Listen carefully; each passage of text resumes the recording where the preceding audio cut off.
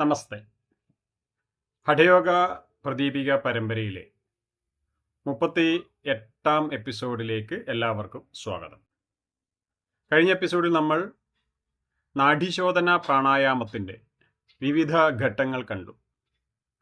എത്ര കാലം നാഡീശോധന പ്രാണായാമം ചെയ്യണം, എത്ര നേരം പ്രാണായാമം ചെയ്യണം, പ്രാണായാമം ചെയ്യുമ്പോൾ അതിൻ്റെ ഓരോ ഘട്ടത്തിലും ശരീരത്തിലും മനസ്സിലും ഉണ്ടാകുന്ന മാറ്റങ്ങൾ എന്തെല്ലാമാണ്, അതിനെങ്ങനെയാണ് നമ്മൾ സമീപിക്കേണ്ടത് എന്നെല്ലാം കഴിഞ്ഞ എപ്പിസോഡിൽ നമ്മൾ മനസ്സിലാക്കി.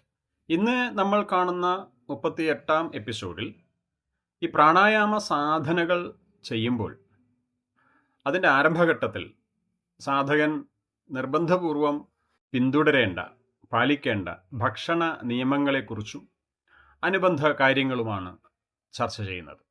ശ്ലോകം 14. അഭ്യാസകാലേ പ്രഥമേ ശസ്തം ക്ഷീരാജ്യഭോജനം അതോഭ്യാസോ ദൃഢീഭൂതേ ന താദൃങ് നിയമഗ്രഹ. പ്രഥമേ അഭ്യാസകാലേ, പ്രാണായാമം പരിശീലിച്ചു തുടങ്ങുന്ന പ്രാരംഭഘട്ടത്തിൽ, പ്രഥമ കാലഘട്ടത്തിൽ ക്ഷീരാജ്യഭോജനം ശസ്തം, ക്ഷീരം, ആജ്യം തുടങ്ങിയവ, പാലും ആജ്യം എന്ന് പറഞ്ഞാൽ നെയ്യും തുടങ്ങിയ അടങ്ങിയിട്ടുള്ള പോഷക സമൃദ്ധമായ ആഹാരം കഴിക്കണം. അത് നിർബന്ധമാണ്. അതോ അഭ്യാസോ ദൃഢീഭൂതേ, എന്നാൽ പിന്നീട് ആ സാധന അതീവ സുസ്ഥിരവും പക്വവുമായി കഴിഞ്ഞാൽ നാ താദൃക് നിയമഗ്രഹ, മുമ്പ് പറഞ്ഞതുപോലെയുള്ള ഭക്ഷണ രീതി പിന്തുടരേണ്ടതില്ല എന്നാണ്. താല്പര്യമുണ്ടെങ്കിൽ പിന്തുടരാം, ഇല്ലെങ്കിൽ നിർബന്ധമില്ല എന്ന്. പ്രാണായാമത്തിൻ്റെ തുടക്കത്തിൽ ശരീരത്തിൽ വലിയ തോതിലുള്ള ഊർജ വ്യതിയാനങ്ങളും താപവ്യതിയാനങ്ങളും ഒക്കെ ഉണ്ടാകും എന്ന് കഴിഞ്ഞ ശ്ലോകങ്ങളിൽ നമ്മൾ കണ്ടു. ശ്ലോകം സൂത്രം തന്നെ ഇങ്ങനെ മാറിക്കൊണ്ടിരിക്കുന്നുണ്ട്. ശ്ലോകങ്ങളിൽ നമ്മൾ കണ്ടു. ഇത് ശരീരത്തെ ബാധിക്കാതിരിക്കാൻ ശരീരത്തെ തണുപ്പിക്കുന്ന സ്നിഗ്ധമായ ആഹാരങ്ങൾ കഴിക്കണം. പാല്, നെയ്യ് തുടങ്ങിയവ, ക്ഷീരാജ്യം കഴിക്കണം. കുംഭകം ചെയ്യുമ്പോൾ ശരീരത്തിലെ ഓക്സിജൻ, കാർബൺ ഡൈ ഓക്സൈഡ് അനുപാതം മാറുകയും ഉപാപചയ നിരക്ക് കൂടുകയും ചെയ്യും. ഇത് ശരീരത്തിലെ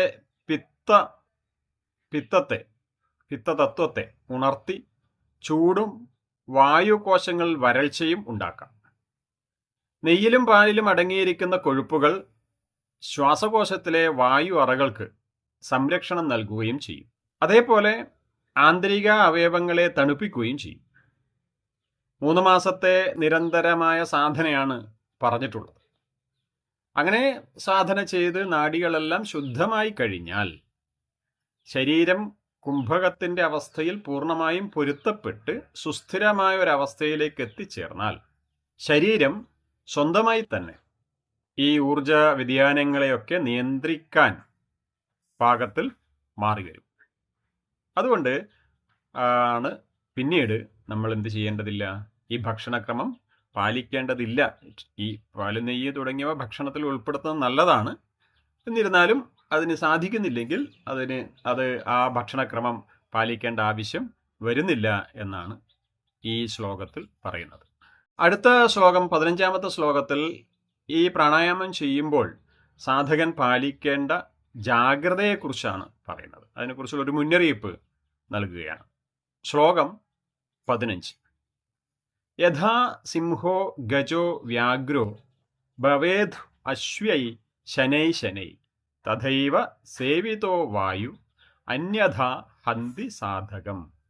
യഥാ സിംഹോ ഗജോ വ്യാഘ്രോ, കാട്ടിലെ മൃഗങ്ങളായ സിംഹവും ഗജം ആനയും വ്യാഘ്രം പുലിയുമൊക്കെ ഭവേത് വശ്യ ശനൈ, എങ്ങനെയാണോ അതീവ സാവധാനത്തിൽ ദീർഘകാലം പരിശ്രമം ചെയ്ത് ആ മൃഗങ്ങളെ മനുഷ്യൻ മെരുക്കിയെടുക്കുന്നത്, തഥൈവ സേവിതോ വായു, അതുപോലെ വേണം നമ്മുടെ ഉള്ളിലെ പ്രാണനെയും സാവധാനം മെരുക്കിയെടുക്കാൻ. അന്യഥാ ഹന്തി സാധക, ഇതിന് വിപരീതമായി ധൃതി കാണിച്ചാൽ, ഈ മൃഗങ്ങൾ നമ്മളെ ചെയ്യുന്നത് പോലെ തന്നെ ബലപ്രയോഗമൊക്കെ നടത്തിയാൽ അവർ നമ്മളെ കൊന്നുകളയും. അതുപോലെ തന്നെയാണ് പ്രാണനും സാധകനെ നശിപ്പിച്ചു കളയും. കാരണം ഒരു കാട്ടുസിംഹത്തെയോ പുലിയെയോ ഒറ്റ ദിവസം കൊണ്ട് നമുക്ക് മെരുക്കിയെടുക്കാൻ കഴിയില്ല. അതിന് കൃത്യമായ പരിശീലനം നൽകണം, ക്ഷമയോടെ കാത്തിരിക്കണം. ധൃതി കൂട്ടി അവയുടെ കൂട്ടിൽ കയറിയാൽ അവ നമ്മളെ കൊന്നു തിന്നും. പ്രാണനും അതുപോലെയാണ്. ശരീരത്തിലെ ഏറ്റവും ശക്തമായ ഊർജമാണ് പ്രാണൻ.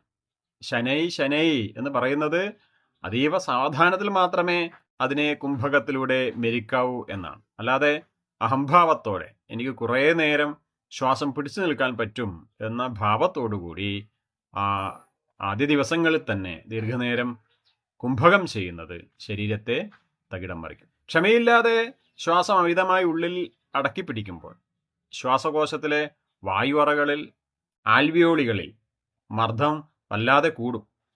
ഇത് വായുവറകൾ പൊട്ടുന്നതിനോ അല്ലെങ്കിൽ ശ്വാസകോശ പേശികൾക്ക് ക്ഷതം സംഭവിക്കുന്നതിനോ കാരണമാകും. പ്രാണനെ പെട്ടെന്ന് തടയാൻ നോക്കുമ്പോൾ തലച്ചോറിലേക്കുള്ള ഓക്സിജന്റെ അളവ് പെട്ടെന്ന് കുറയുകയും കാർബൺ ഡൈ ഓക്സൈഡിന്റെ അളവ് കൂടുകയും ചെയ്യും. ഇത് സെൻട്രൽ നെർവസ് സിസ്റ്റത്തെ, കേന്ദ്ര നാഡീവ്യവസ്ഥയെ, നാഡീ സമൂഹത്തെ സമ്മർദ്ദത്തിലാക്കും. തലകറക്കം, അപസ്മാരം അല്ലെങ്കിൽ നാഡീ തളർച്ച എന്നിവയിലേക്ക് നയിക്കുകയും ചെയ്യും. എന്നുവെച്ച് ഭയക്കേണ്ടതില്ല. ശനൈ ശനൈ എന്ന വാക്ക് എപ്പോഴും ഓർക്കുക. മൃഗങ്ങളെ മെരുക്കുന്നത് പോലെ നാഡീവ്യൂഹത്തെ സാവധാനം പുതിയ അവസ്ഥയുമായി പൊരുത്തപ്പെടുത്തുക മാത്രമാണ് പ്രാണായാമത്തിലെ സുരക്ഷിതമായ മാർഗം. ശ്ലോകം 16. പ്രാണായാമേന യുക്തേന സർവരോഗക്ഷയോ ഭവേത് അയുക്താഭ്യാസയോഗേന സർവരോഗ സമുദ്ഭവ. ഈ രീതിയിൽ പതുക്കെ പതുക്കെ പ്രാണനെ മെരുക്കിയെടുക്കണം. അങ്ങനെ മെരുക്കിയെടുത്തിട്ടില്ലെങ്കിൽ അത് വലിയ രോഗങ്ങൾക്കൊക്കെ കാരണമാകുമെന്ന് വീണ്ടും പറയുകയാണ്. യുക്തേന പ്രാണായാമേന, ശാസ്ത്രവിധി അനുസരിച്ച് അതീവ കൃത്യതയോടെ യുക്തിയോടെ ചെയ്യുന്ന പ്രാണായാമം കൊണ്ട് സർവരോഗക്ഷയോ ഭവേത്, ശരീരത്തിലെ സർവ രോഗങ്ങളും പൂർണ്ണമായും ഇല്ലാതാകും. അയുക്താഭ്യാസയോഗേന, എന്നാൽ അയുക്തമായ യോഗാഭ്യാസം, ശാസ്ത്രവിധി തെറ്റിച്ച് അശാസ്ത്രീയമായി ഇത് ചെയ്താൽ സർവരോഗ സമുദ്ഭവം, ശരീരത്തിലെ ഇതുവരെ ഇല്ലാത്ത രോഗങ്ങൾ വരെ പുതുതായി ഉണ്ടാകാൻ, നിലവിലുള്ളത് അതിൻ്റെ ഇരട്ടിയായി വരാനൊക്കെ ഇത് സാധ്യതയുണ്ട്.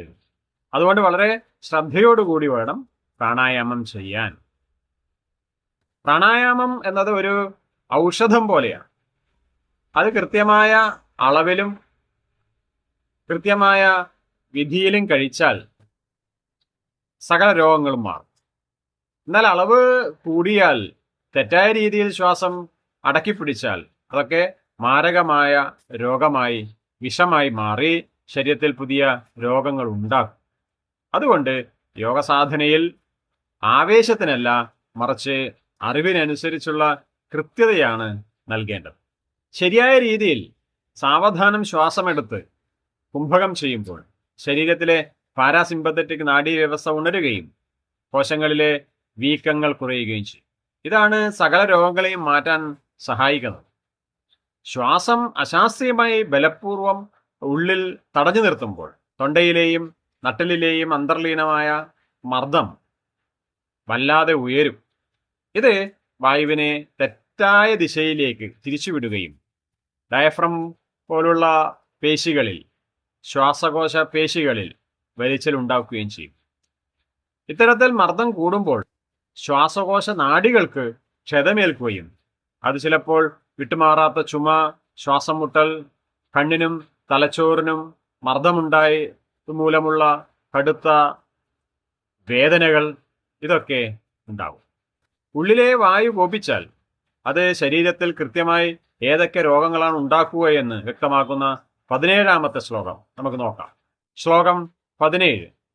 ഹിക്ക ശ്വാസശ്ച കാസശ്ച ശിര കർണാക്ഷി വേദന ഭവന്തി വിവിധാരോഗ പവനസ്യ പ്രകോപത. ഹിക്ക ശ്വാസശ്ച കാസശ്ച, തെറ്റായ അഭ്യാസം കൊണ്ട് വായു പ്രകോപിതമായാൽ ഹിക്ക, എക്കിളുണ്ടാവും. ശ്വാസം മുട്ടൽ, ആസ്മ പോലെയുള്ള ബുദ്ധിമുട്ടുകൾ ഉണ്ടാവും. കാസസ്റ്റ, വിട്ടുമാറാത്ത ചുമ ഉണ്ടാവും. ശിര കർണാക്ഷി വേദന, അതോടൊപ്പം കർണം, ചെവിക്ക്, ശിരസ്, തല, അതുപോലെ അക്ഷി, കണ്ണ്, ഇവയ്ക്കൊക്കെ വേദന ഉണ്ടാവുകയും ചെയ്യും. ഭവന്തി വിവിധ രോഗ പവനസ്യ പ്രകോപത, വായുവിനെ പ്രകോപിപ്പിച്ചു കഴിഞ്ഞാൽ ശരീരത്തിൽ പ്രകാരം പലവിധത്തിലുള്ള രോഗങ്ങൾ വന്നു ഭവിക്കുന്നു. നമ്മൾ ബലപൂർവം ശ്വാസം അടക്കി പിടിക്കുമ്പോൾ ഉള്ളിൽ വായു അതിൻ്റെ സ്വാഭാവികമായ പാത വിട്ട് പ്രകോപിതനായി മറ്റു വഴികളിലൂടെയൊക്കെ സഞ്ചരിക്കും. ഈ വായുകോപം മുകളിലേക്ക് ഇരച്ചു കയറുകയും നമ്മുടെ ഇന്ദ്രിയങ്ങളെ ബാധിക്കുകയും ചെയ്യും. ശ്വാസകോശ സംബന്ധമായ ബുദ്ധിമുട്ടുകൾക്ക് പുറമെ തലച്ചോറിലും ചെവിയിലും കണ്ണിലും ഒക്കെ വേദന ഉണ്ടാകാൻ ഇത് കാരണമാകും.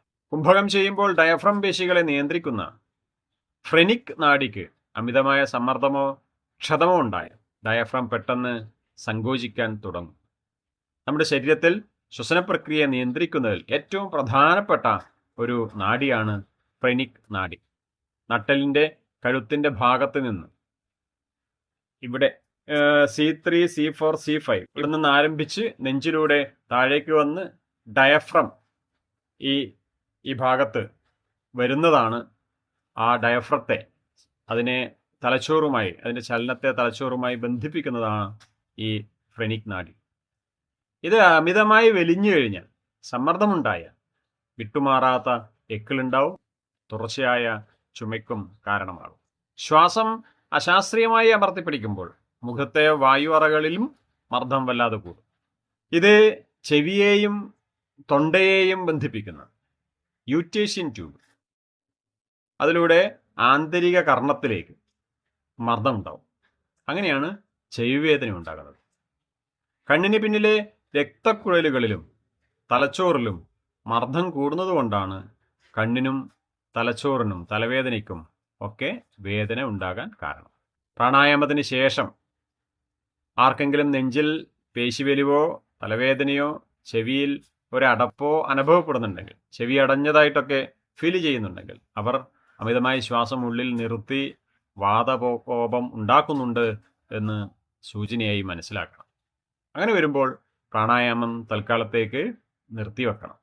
ഇതൊക്കെയാണ് പ്രശ്നങ്ങളെന്ന് മനസ്സിലാക്കി ശ്ലോകത്തിൽ പറഞ്ഞതുപോലെ ശനൈ ശനൈ വളരെ പതുക്കെ നമ്മൾ വീണ്ടും പ്രാണായാമം ആരംഭിക്കുക. ശരീരമൊക്കെ ശരിയായതിന് ശേഷം ശനൈ ശനൈ വളരെ പതുക്കെ, ആവേശമൊന്നും കാണിക്കേണ്ടതില്ല. നമ്മൾ 3 മാസം എന്ന സമയം വെച്ച് ഇത് തീർക്കണം എന്നുള്ള ധൃതിയൊന്നും പിടിക്കരുത്. ഒരു 4 മാസം ആയാലും കുഴപ്പമില്ല. നമുക്ക് പ്രാണൻ കുംഭകം ചെയ്യാൻ വളരെ ഈസിയായി കുംഭകം ചെയ്യാൻ പറ്റുന്ന ഒരു സമയത്ത് മാത്രമേ കുംഭകത്തിലേക്ക് പ്രവേശിക്കാവൂ എന്നതാണ് പറഞ്ഞതിൻ്റെ ചുരുക്കം. വളരെ ശ്രദ്ധയോടുകൂടി അത് എന്ന് വെച്ച് പ്രാണായാമം ചെയ്യാതിരിക്കരുത്. പ്രാണായാമം ചെയ്യണം, വളരെ പതുക്കെ ചെയ്താൽ മതി. ഭയപ്പാടുണ്ടാവാൻ വേണ്ടി പാടില്ല. നമുക്ക് പറ്റുന്നത്ര മാത്രം കുംഭകം ചെയ്യാം. അതേപോലെ തന്നെ ഇൻഹെയിൽ ചെയ്ത് എടുക്കുന്ന വായുവും നമുക്ക് കഴിയുന്നത്ര എടുത്താൽ മതി. അതുപോലെ തന്നെ എക്സലേഷനും അങ്ങനെ ചെയ്താൽ മതി. അതൊക്കെ ഈസി ആക്കുന്ന രീതിയിലുള്ള പരിശീലനം അടുത്ത ഭാഗങ്ങളിൽ പറഞ്ഞു തരുന്നുണ്ട്. ഈ രോഗങ്ങൾ വരാതിരിക്കാൻ പ്രാണനെ എങ്ങനെ അതീവ സാവധാനത്തിൽ പുറത്തുവിടേണ്ടതെന്നും നിയന്ത്രിക്കേണ്ടതെന്നും വിവരിക്കുന്ന ശ്ലോകങ്ങളിലേക്ക് കടക്കാം. നിങ്ങളുടെ അഭിപ്രായങ്ങൾ നിർദ്ദേശങ്ങളും അറിയിക്കണം. നന്ദി, നമസ്കാരം.